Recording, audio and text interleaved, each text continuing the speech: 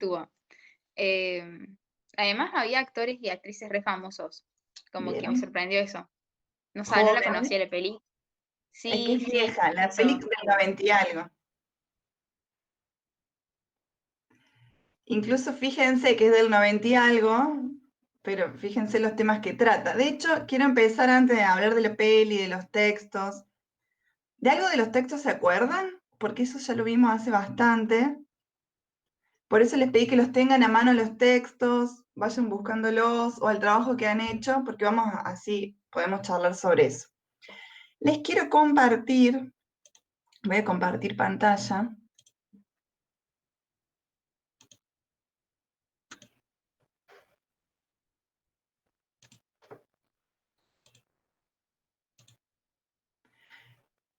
¿Están viendo? Sí, Está funcionó, perfecto. profe. Ay, sí. Bien.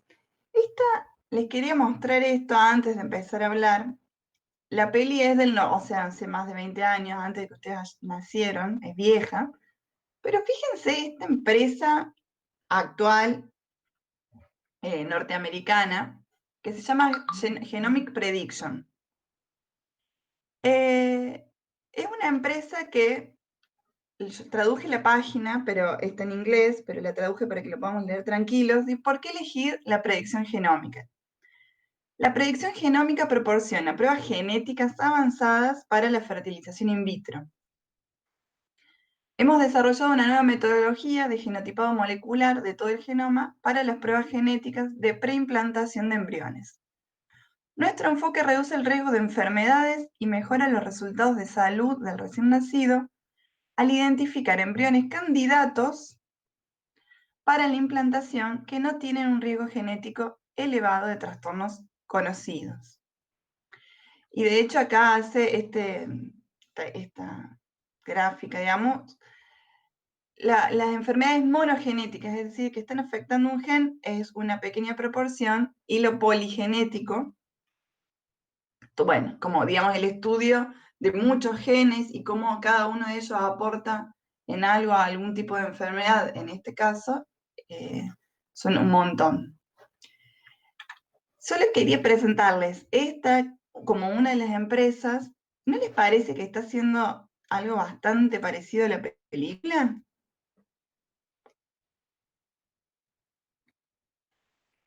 Sí, Es Es que es raro, porque en la película lo que pasa es que se forma un sistema social con base a los genes.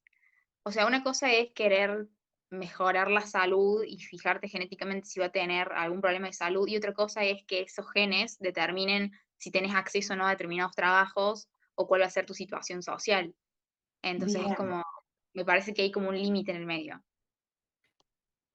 está bien. Sí, obviamente no es lo mismo que la película, porque supuestamente o por ahora solamente es, digamos, genes que determinan ciertas cuestiones en relación a la salud, pero evidentemente hay información, digamos, de genes que determinan un montón de otras características y que también se podrían estar eligiendo. No es el caso de esta empresa, digo, pero esa información sí existe, sí circula, sí es posible, digamos, elegir otro tipo de información. Ahora, como él dice Cande, a ver qué pasa con nosotros y nuestra organización social, hasta dónde permitimos y hasta dónde no. Cuéntenme de la película. ¿Alguien quiere contar más o menos de qué se trataba así? La vamos recordando.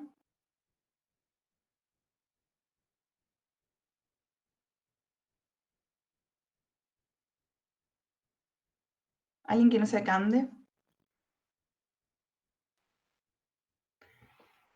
¿No se anima o no se acuerdan?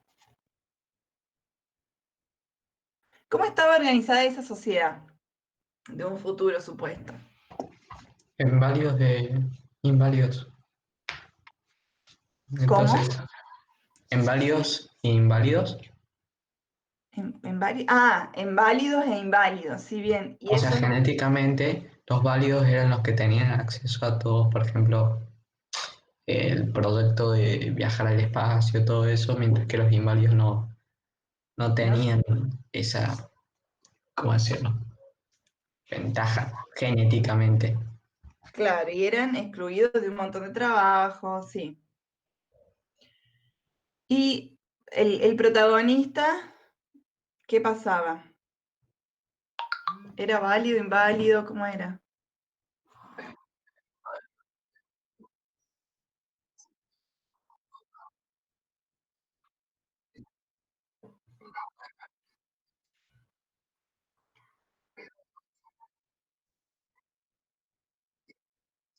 Bien. Y era inválido porque en realidad digamos, había sido, provenía, digamos, una fecundación natural. No había sido una fertilización in vitro como sí el hermano, ¿no? ¿Y qué pasó?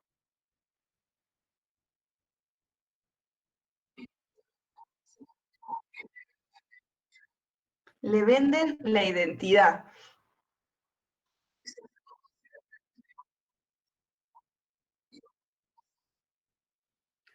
Bien, pero y era todo, era poder cambiarse la altura, los ojos, después todo lo que hacía con la sangre, la orina, digamos, nuestro ADN está en todos lados, en cada una de las células de nuestro cuerpo, en la piel, en la uña, en la saliva, en la orina, en la sangre, en los pelos, en todos lados tenemos ADN.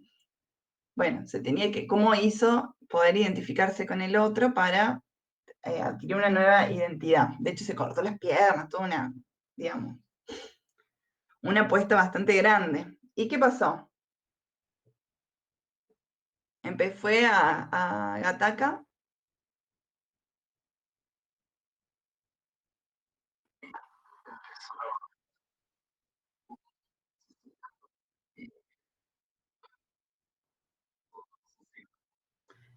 Bien.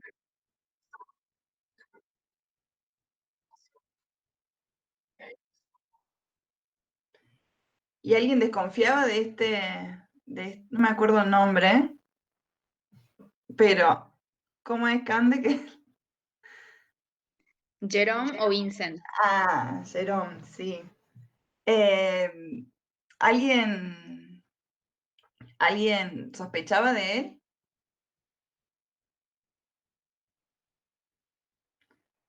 No, porque era genial en realidad en todo lo que hacía. ¿Cómo iba a ser un inválido él? Sí, en realidad era súper capaz en todo lo que hacía.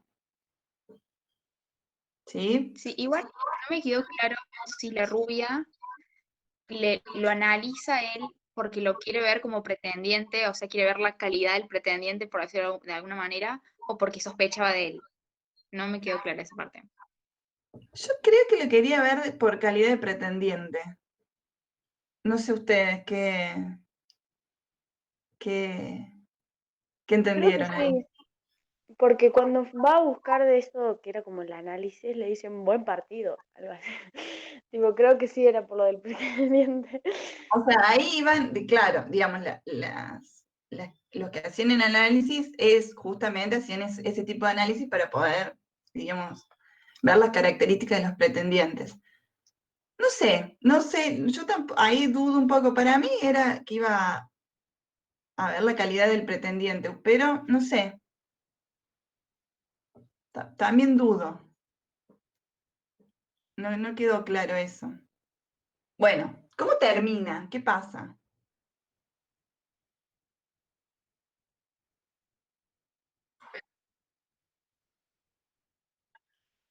¿Cómo? Sí.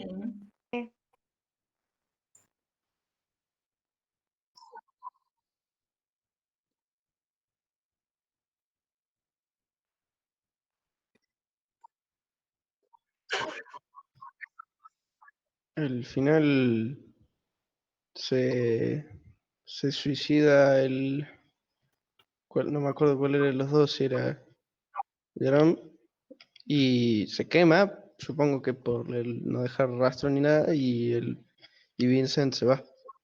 O sea, como que logra lo que quería conseguir, básicamente. Bien, eso pasa. Jerome como que además ya en su nueva condición, su sentido de vida, digamos, ya no tenía ningún sentido. digamos, para él, digamos, era inválido, ya no estaba hecho para ser el mejor, de golpe ya no puede cumplir con eso, ya está, no tiene ninguna función en su vida, ningún sentido en su vida seguir viviendo. Y Vincent se queda con toda, además le deja todo en la sangre, las orinas por un montón de tiempo. Bueno. Y esto, en relación a esta empresa, como bien dice Cande, bueno, hay un salto bastante importante, ya que en la película la sociedad entera estaba organizada de acuerdo a la procedencia genética y a la calidad, digamos, de los genes de cada uno. Y esta empresa solo, digamos, ofrece elegir el mejor embrión, el más saludable, el que menos riesgo de enfermedades pueda tener. Pero digo, me parece que es algo que por ahí, y en los textos los textos del gato y la caja lo dice, es un tema bastante complejo para nuestra sociedad y para la humanidad en realidad en general, porque, digamos, en nombre de la supremacía genética, de la supremacía de una raza, y la ciencia apoyando esto, digamos, la eugenesia, que yo les contaba en las primeras clases, fue un movimiento de científico, no fue un movimiento de alguien cualquiera, sino fue un movimiento basado supuestamente en la ciencia, que después, digamos, se pudieron, digamos, un montón de malos entendidos o en relación a distintas evidencias, cada uno, digamos, que fue entendiendo para cómo quiso la cosa, pero se ha utilizado la supremacía supuesta de ciertos genes para nada. Por ejemplo, el nazismo y el genocidio de millones de personas, ¿sí? Entonces, para nuestra humanidad no es poca cosa, digamos, la esclavitud también tiene que ver con qué raza era superior, no tanto justificaba en el conocimiento de los genes, porque no estaba ese conocimiento, pero sí que había una raza superior a otra. Nosotros, nuestro continente americano, lo mismo, digamos. Entonces, es como un tema complejo, pero sabiendo que está existiendo información, que hay empresas que ya están eligiendo embriones para una fertilización in vitro con, es verdad, digamos, el objetivo de elegir el embrión más sano, pero ya estamos en esa, digamos. Bueno, ¿qué hacemos nosotros? La idea era ponernos a pensar y poder conocer algo de lo que, bueno, de lo que la ciencia está pensando en relación a esto. Los dos textos del gato de la caja son bastante sencillos y aportan como algo muy poquito de algo que es sumamente complejo en relación a conocimiento científico en sí y en relación a lo que significa para nosotros. ¿Cómo les fue con los textos?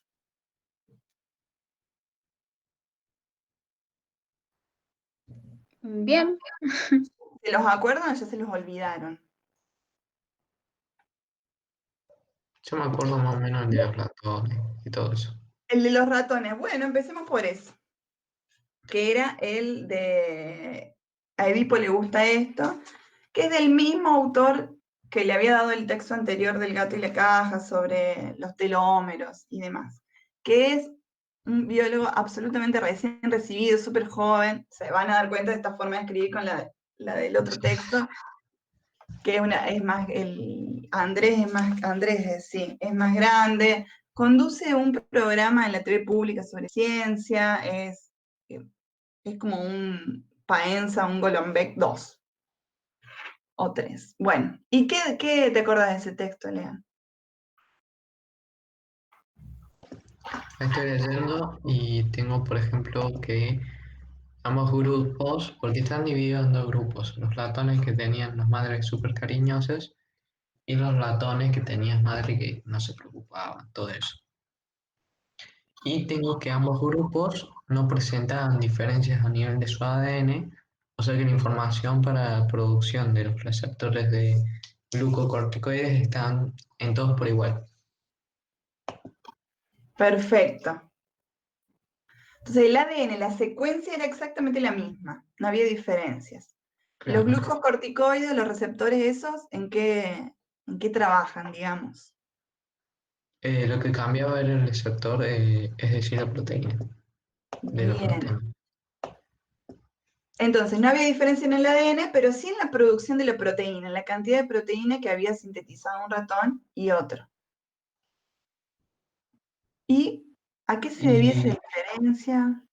y, por ejemplo, supongo que los ratones de los hijos de las madres cariñosas tenían mayor expresión del receptor de glucocorticoides y esto provocaba que tengan una mejor reacción a estímulo ante situaciones de estrés.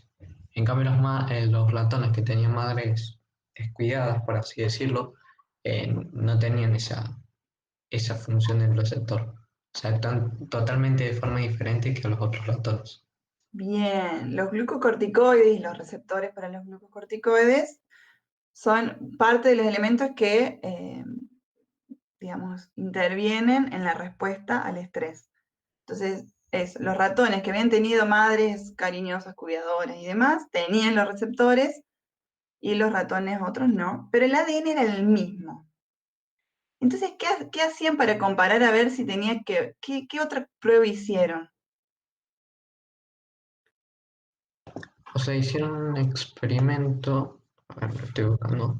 Sí, Acá, busquen. más adelante se realizó un experimento con ambos tipos de ratones y agarraron las madres cariñosas, eh, agarraron las madres cariñosas y las pusieron en custodia a los ratoncitos hijos de las madres que no eran cariñosas. Y el resultado fue que los hijos que nacieron de las madres no cariñosas, pero sí criadas por ellas, tuvieron casi la misma respuesta que los que crecen con una madre cariñosa. Perfecto. ¿Y eso qué nos da a entender? Digamos, qué da a entender? O sea, nos da a entender de que eran... eh, o sea, podríamos decir que nuestro comportamiento y conducta proviene de dos factores, que uno es la información genética y otro es el ambiente en que repercute esa información. Y como resultado de esto es que se demuestra que en el ambiente había hecho un cambio en la formación de la información genética que se expresa. Y bueno, eso. Perfecto. Eh, este texto explica algo, digamos, de una manera simplificada, pero que me parece que está bastante clara. ¿Qué es la epigenética? Que la epigenética es algo sumamente novedoso, o sea, cuando yo me recibí no existía todavía, o ni siquiera lo vi en la facultad, digamos, es algo realmente nuevo. Me recibí hace 10 años, así que tampoco tantísimo. Eh, y la epigenética es eso, cómo el ambiente produce marcas en el ADN, ¿sí? No son marcas heredables, es decir, las marcas que se me produjeron en mi ADN y que van a modificar lo que mi ADN produzca o codifique, no es heredable porque la secuencia no cambia, que eso ya lo vamos a ver en las próximas clases cuando terminemos con esto. ¿Qué hace? ¿Qué hay en el ADN que haga que seamos lo que somos? Que siempre decimos la información de la vida está en el ADN, todo lo que somos está en el ADN. Bueno, ¿cómo? ¿Qué hace el ADN para que seamos lo que somos? ¿Qué hay? Entonces, sí. Yo hablaba con mi hermana que está estudiando psicología y justo ayer cuando estábamos comiendo estábamos hablando de eso y de que incluso muchas de las causas o de los orígenes del autismo, que no se sabe bien de dónde viene más allá de la parte genética, eh, sale de la relación entre la madre y el hijo en el tiempo, o sea, en muy pequeño tiempo desde que nace. O sea, mi hermana me contaba que una madre que no le da bola a su hijo, durante el primer año y medio puede provocar en distintas magnitudes el autismo. Y así un montón de cosas que van saliendo de la relación cuando el bebé ya está. Incluso, o sea, hay bebés que no soportan el año y medio se mueren, por ejemplo. Entonces está muy bueno. Está bueno y también es bueno pensar que... Sí, Flor.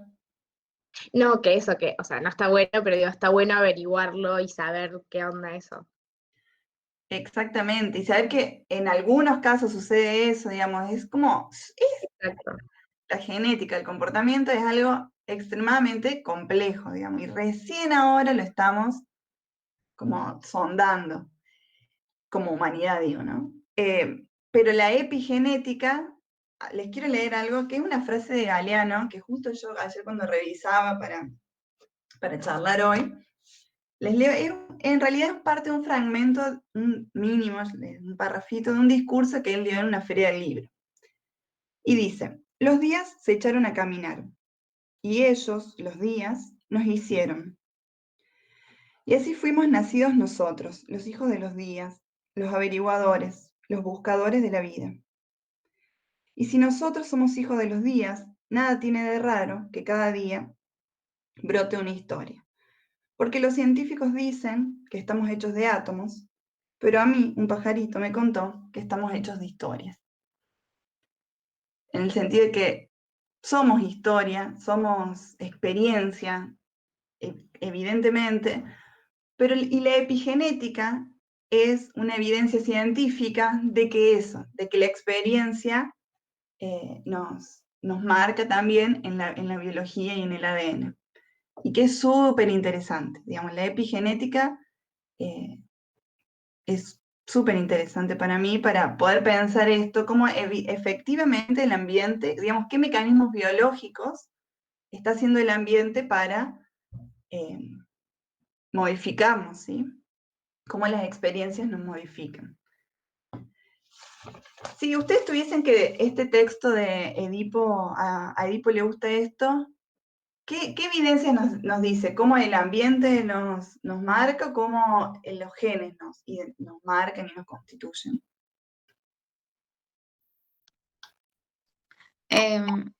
Yo creo que más bien es como que él dice que las dos cosas son importantes, pero que no hay que quedarnos solamente con los genes, como que el ambiente también puede influir y de manera muy importante. Entonces, si bien es verdad que los genes determinan muchas cosas, el ambiente también.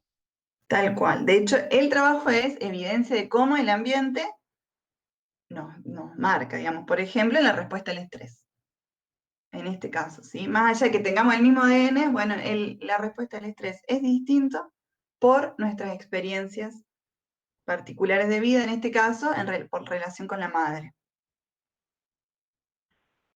En los ratones, digamos, esto después de extrapolarlo en los humanos es otra cosa, imagínense que nuestro genoma es muchísimo más complejo que el de un ratón y claramente estas cosas no se pueden hacer con humanos, no podemos hacer este tipo de estudios con humanos, pero bueno, hay evidencia de eso, de que el ambiente hace cambios epigenéticos en nuestro genoma.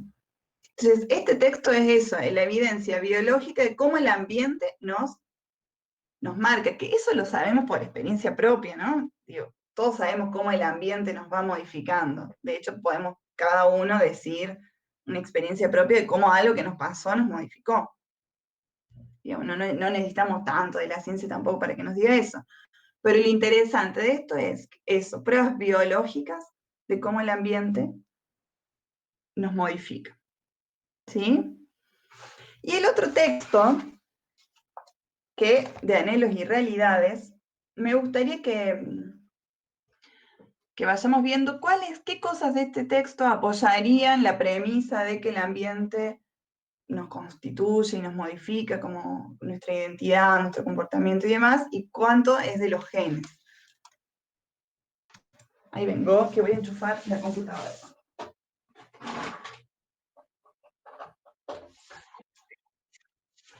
Acá estoy, acá estoy. ¿Cómo les fue con el de anhelos y realidades? Pueden buscar sus archivos, a ver, vamos leyendo y recordando un poco entre todos.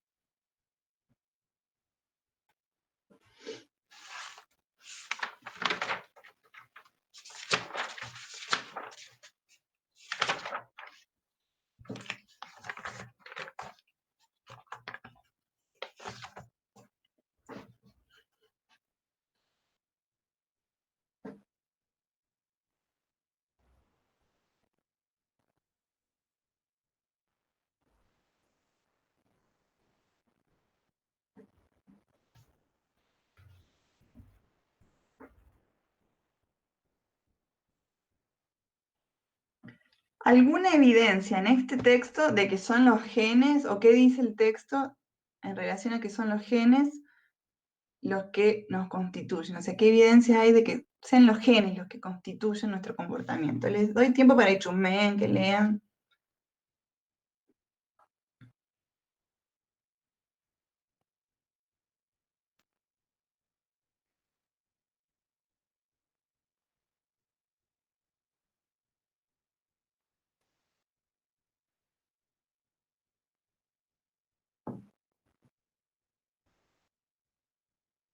De esto de los gemelos separados al nacer, Bien, ese es un estudio que para... Sí, cuando son separados y después cuando se juntan, se muestran rasgos muy parecidos entre sí. bien. Se ve que los gemelos separados al nacer, es decir, ¿por qué es importante lo de separado al nacer, Enzo? Porque no viven en el mismo ambiente, supongo. Tal cual, porque no están en el mismo ambiente. Sí, están en el mismo ambiente intrauterino, que se considera como parte del ambiente, ¿no? Pero al separarse al nacer, han, digamos, tenido distintas madres, distintos padres, distintos ambientes físicos, todo distinto. Hay una cosa de esa parte del texto que me gustaría revisar, porque la tarea que van a tener que hacer ahora es escribir un ensayo. Y es lo que nos vamos a detener, vamos a leer la consigna en un ratito, pero son las referencias, digamos, cómo uso las ideas de otros para poder escribir. Y en este texto yo le voy a hacer una crítica, porque en una parte dice, dos gemelos separados al nacer, que es lo que decía Enzo, en promedio son más parecidos entre sí que dos personas cualquiera tomadas al azar, incluso cuando los comparamos con comportamientos humanos complejos. Esto es lo que muestran las investigaciones con este tipo de hermanos. En ningún momento hace referencia a una investigación, no es un texto académico este, entonces se lo podríamos perdonar. Pero, de todos modos, cuando yo digo algo tan potente como esto, que acaba de decir, ¿de dónde dice que dos gemelos separados al nacer son en promedio más parecidos entre sí que dos personas al azar? Bueno, ¿cuáles son esas investigaciones? Una referencia a alguna de esas investigaciones que muestre eso es súper necesario.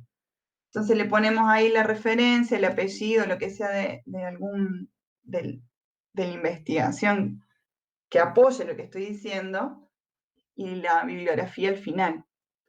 ¿Sí? Pero a mí esa parte del texto bueno, digo, me parece algo muy potente y que lo podría inventarse si quiere también, porque no está referenciado en ningún lado. Entonces, la importancia de las referencias y de cuando usamos las ideas de otros, referenciarlas. Ahí lo vamos a ver igual.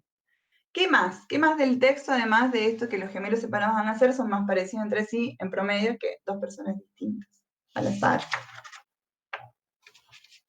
No solo física, sino en comportamientos, dice.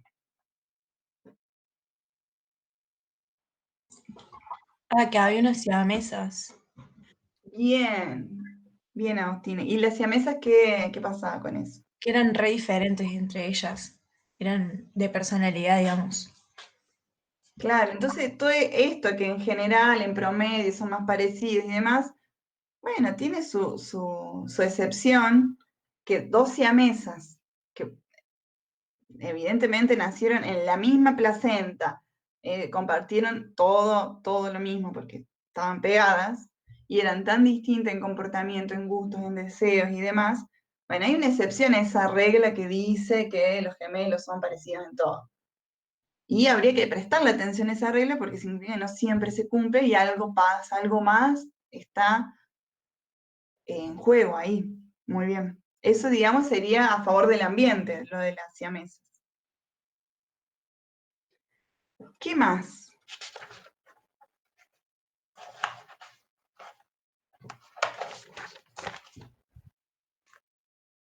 También contaba que se les hicieron tests cognitivos a padres e hijos biológicos, pero los hijos habían sido adoptados por otra familia, o sea que no habían sido criados por sus padres biológicos, y que había más similitudes entre esos hijos con los padres biológicos y con los padres que realmente los habían criado.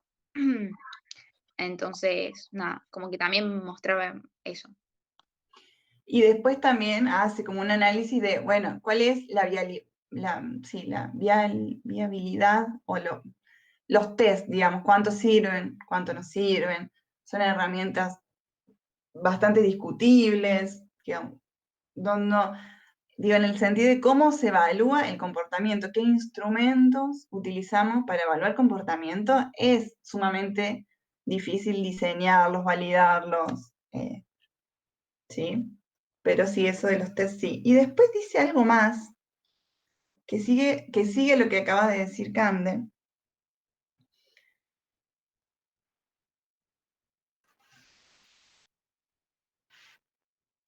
Ah, no, me estoy confundiendo. ¿Qué más?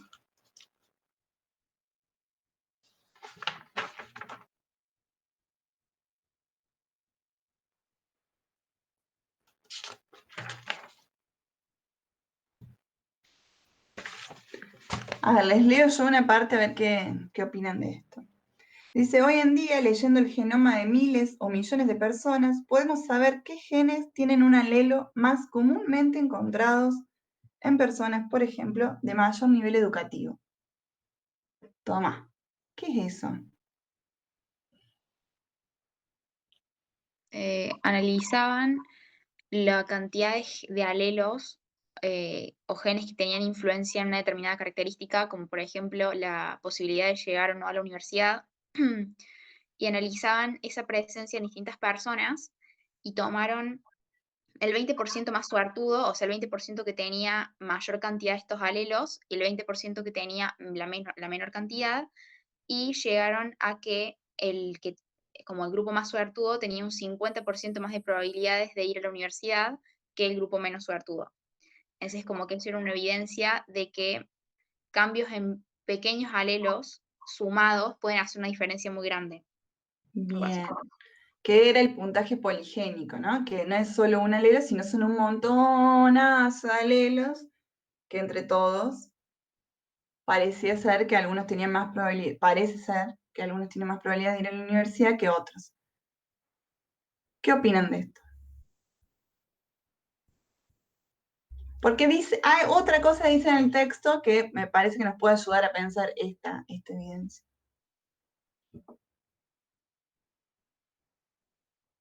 Porque es fuerte lo que dice, ¿no? Más o menos lo de ataca, básicamente, eso es.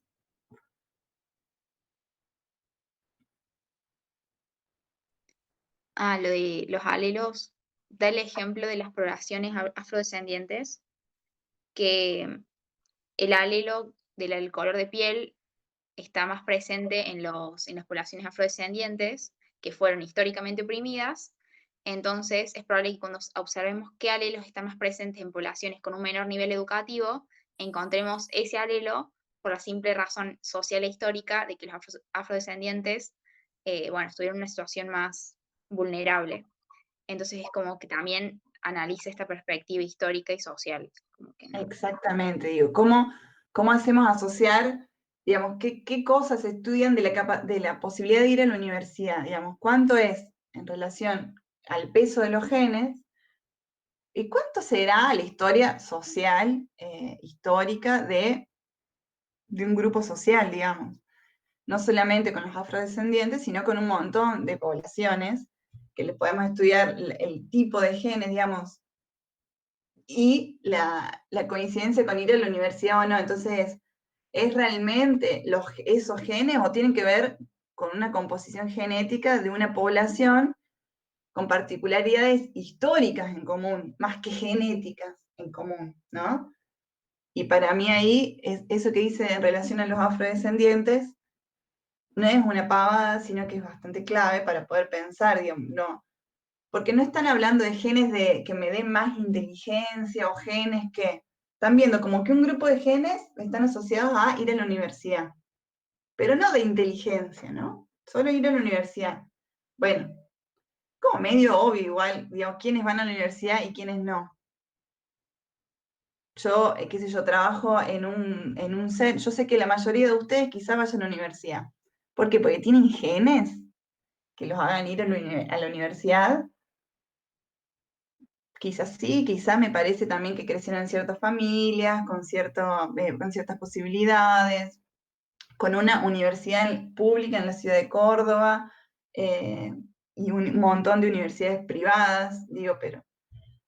Y yo también, por ejemplo, trabajo en un CERMA, que es una escuela de adultos, y la mayoría de mis otros estudiantes no van a ir a una universidad. Y yo no sé si tiene que ver con los genes, sino con otro trayectoria y recorrido histórico y de vida distinto. ¿Sí? Como para analizar esto de la universidad, que me parece que tenemos un montón de nosotros también de experiencia y evidencias, si quisiésemos pensar esto del peso de los genes. ¿Alguien que pensó, qué pensaron cuando leyeron esta parte? ¿Qué les pasó con este texto?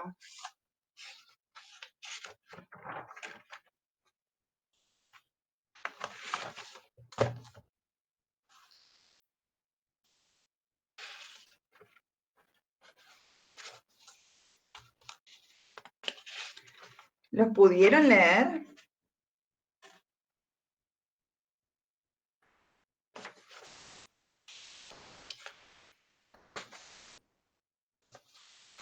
Bueno, vamos a hacer una cosa, ya que están muy callados y con las cámaras apagadas ya. ¿Me escuchan? Sí, Bien. Sí. La idea era poder compartir y charlar en relación a lo que habíamos leído para poder refrescar un poco, discutir ciertas cosas, poner en común. Lo que van a tener que hacer ahora es escribir un ensayo. Lo pueden hacer solos o de a dos. ¿Qué características tiene un ensayo y por qué elijo este texto? La particularidad del ensayo es que es un texto que me permite, digamos, escribir y pensar en relación a mis pareceres, mis ideas. Me permite exponer eso, mis argumentos. Es un texto que pone en juego la capacidad argumentativa de una idea que es propia. Obviamente que tiene que ver con, digamos, no es un parecer así nomás, sino que tiene que ser un parecer formado, argumentado, Suena dicho con hola Mica, evidencias o con pruebas, digamos, pero no tiene la estructura académica de un texto académico o que tengamos que Huesca presentar en Glupa una dicho revista, gorda qué sé yo. hueme. En general, un ensayo, digamos, alguien que se dedique a escribir ensayo es un experto en un Suena tema. dicho XD. Nosotros no somos expertos en esto, pero me parece que el formato de ensayo nos da la posibilidad de tomar una postura y de argumentar una postura. Digamos, ¿qué quiero que hagan? ¿Qué piensan en relación a esto? A la empresa Genomic Prediction, a la película, lo que cuenta la película, los dos textos, y que puedan pensar y tener una postura en relación a esto. ¿Qué peso tienen nuestros genes? Que puedan tener una respuesta propia en relación a eso. No tiene mucho peso o poco peso, sino una respuesta argumentada y demás. Les voy a leer, voy a tardar un ratito, pero para que quede Huesca claro la Glupa dicho consigna. soy un fantasma. Ya les compartí yo la tarea. Son 5 páginas la tarea, no, es la producción del ensayo. Suena dicho que ¿Qué miedo peso que tienen tengo. nuestros genes? ¿Cuánto nos definen? ¿Qué usos puede hacer la sociedad con este conocimiento que nos brinda la ciencia? ¿Cuáles son Suena los dicho peligros de chepaco negar los arroba soen. conocimientos sobre Subiste a genética level 22. y comportamiento humano que está produciendo la ciencia? Son preguntas que yo me hago, ustedes pueden tener un montón de otras. Y fueron las preguntas que guiaron las lecturas y los debates. Entonces la propuesta es ahora realizar una reflexión propia de ustedes. Cuando hablamos de reflexión propia nos referimos a inquietudes que les hayan surgido, ideas, opiniones en relación al tema, a preguntas que fueron propias, a relaciones que pueden establecer quizás entre los textos, la película, las actividades de la empresa Genomic Prediction. O sea, cualquiera de estas cosas puede ser el objetivo del ensayo. Ahora, las reflexiones son propias, pero deben estar basadas en el material trabajado. La película, los textos, quizás la idea de la empresa de esta Genomic Prediction. ¿Se entiende eso? ¿Hasta acá? Sí. Sí. Entonces, la reflexión, la idea o la relación que hagamos entre las cosas que vimos es propia, pero debe estar basada en los recursos trabajados. Y por lo tanto, deben referenciarlos, que ahí me voy a tomar un tiempo para ver esto de qué es la referencia. Bueno, el ensayo es lo que más o menos les expliqué recién, después véanlo, pero bueno, lo particular del ensayo, estoy leyendo acá, es que es a título personal, y en general se escribe en primera persona. Puede ser en primera persona o no, pero quiero evidenciar que es un texto que nos permite decir lo que una idea propia. Y lo que se juega en el ensayo es el parecer propio y un conjunto de argumentaciones sobre esa idea. Entonces, ¿qué voy a estar evaluando en la escritura del ensayo? Que hayan leído los textos, porque tienen que estar muy bien leídos, que hayan visto la película, porque tienen que aparecer los elementos de la película en su ensayo. Digamos, no le doy a opción a que eso no esté, pero en relación a eso pueden argumentar una propia idea. ¿Se entiende? ¿Hasta ahí? Sí. Sí. Puede ser, eso tiene que ser así como formal, como si hiciéramos un trabajo, o puede tener el estilo del gato y la caja, así como intentar Los del decirlo. gato y la caja son ensayos, Perfecto. son tipos de ensayos. Sí, sí, sí.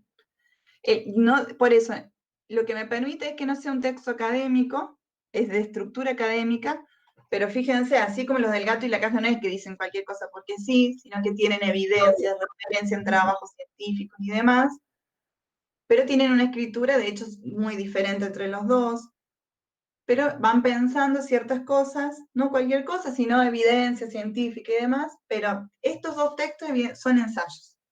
El texto de Laura Contreras que leímos para salud es un ensayo también, o sí, tiene esa estructura.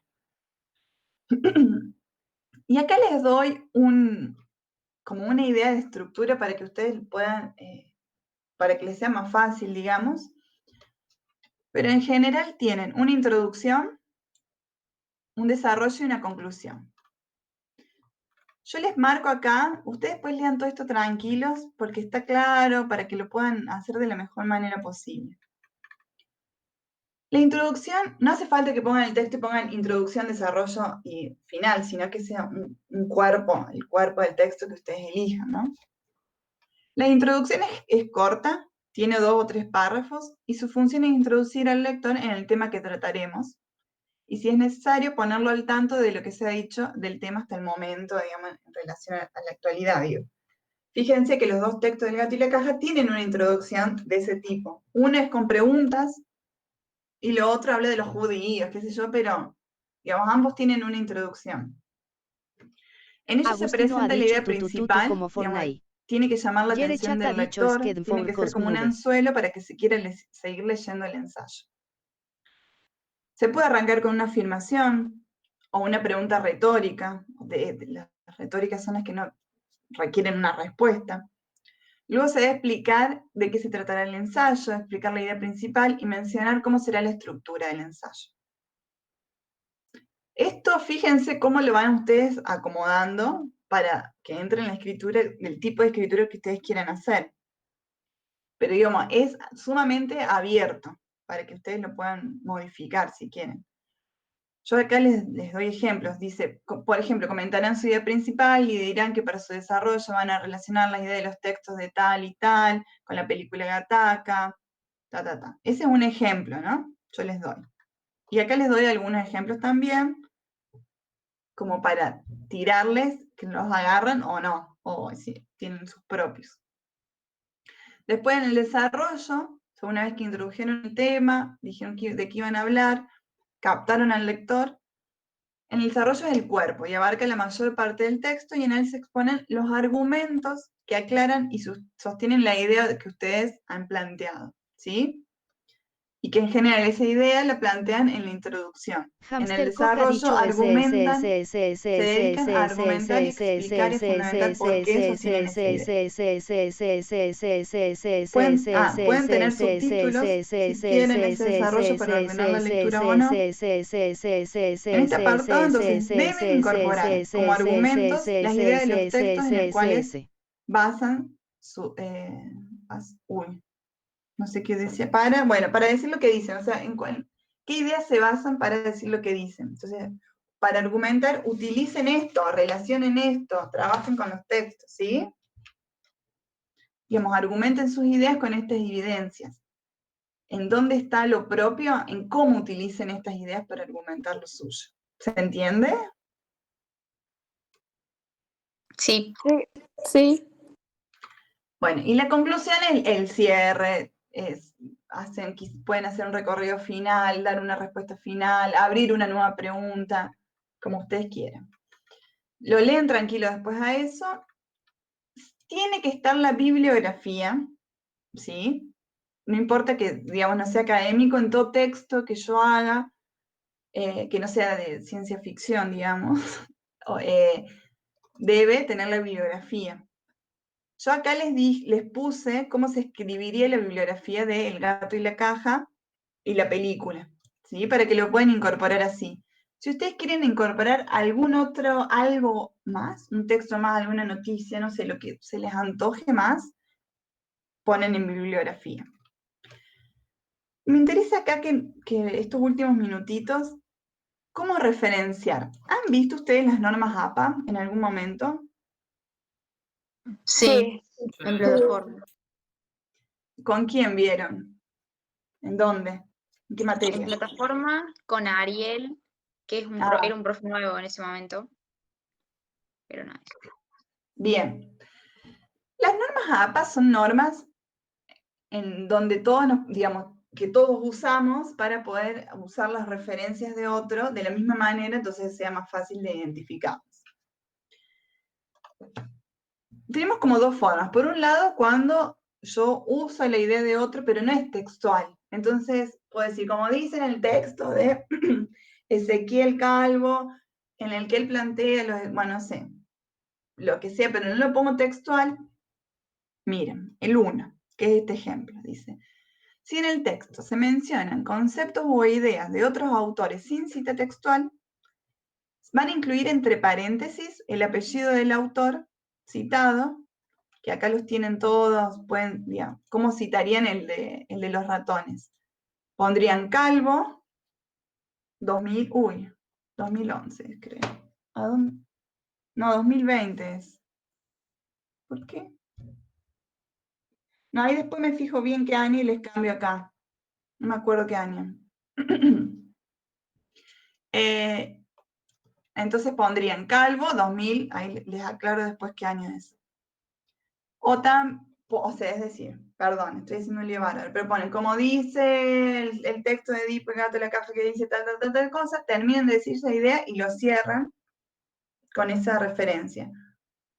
O ponen Calvo, 2000 tanto, sugiere que, o dice que, o en su texto promueve que, evidencia que, lo que sea. ¿Sí? Esto es si citan 2 o más trabajos, léanlo después tranquilo, y acá.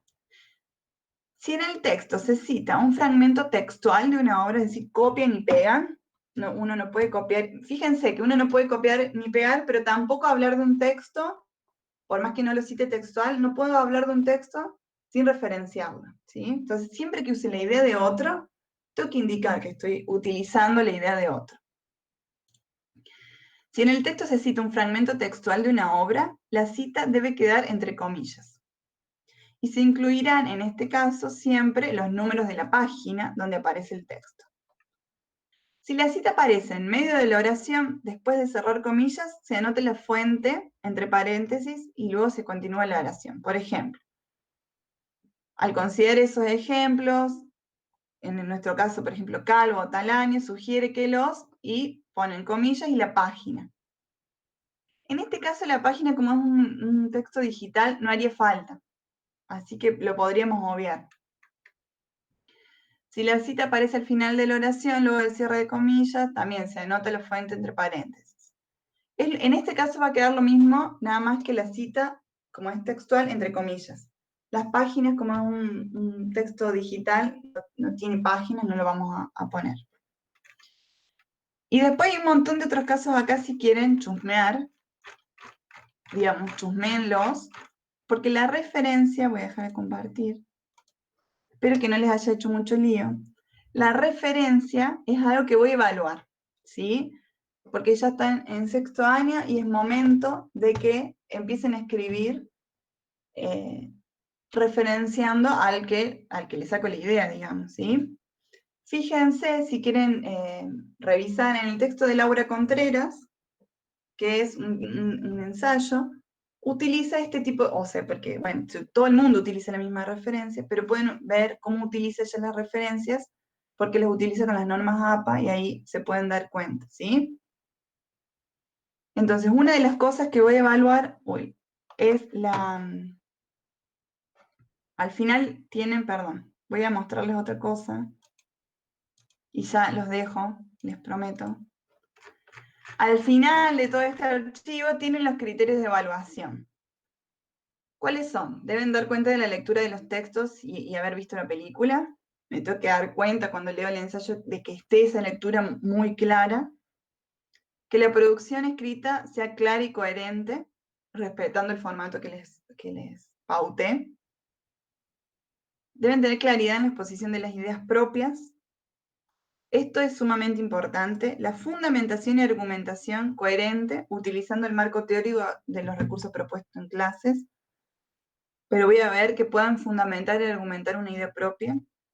Y la utilización correcta de referencias cuando se trabajó sobre textos e ideas de otros, de acuerdo a las normas APA. O sea, estas cosas son las que voy a tener en cuenta cuando yo lea el ensayo, para que ustedes sepan.